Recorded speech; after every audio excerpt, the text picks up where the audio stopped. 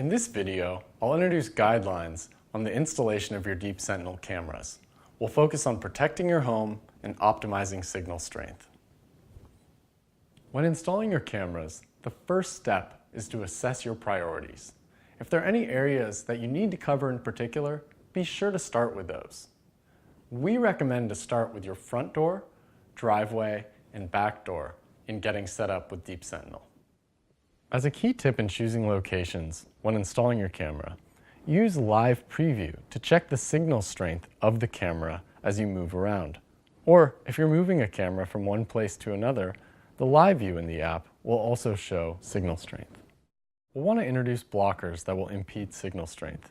Those are unusually thick walls or ceilings, brick, concrete, or stone, glass, including mirrors, ceramic tiled surfaces, large electrical appliances like refrigerators and TVs, and other big metal objects. Also, you can't forget aquariums, which will significantly impede signal strength. So, when installing your cameras, it's good to be aware of these materials and objects that will cause Wi-Fi signal degradation and interference. The best way to think about it is to visualize a line of sight between your camera and the hub and make sure there's no large materials or appliances between them. The camera's motion sensor is most sensitive to side-to-side movement within the field of view.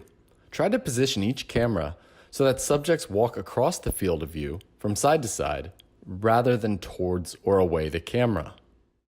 Next, let's talk about height.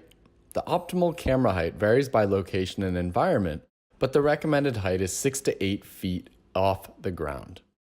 Now once up, we want to make sure that the camera is tilted down between 15 to 25 degrees for the best motion sensor performance. When positioning and setting up each camera, it's important to isolate environmental factors as much as possible. Branches, flags, swings, or similar that are close to the camera can cause undesirable triggers that will reduce the camera battery life.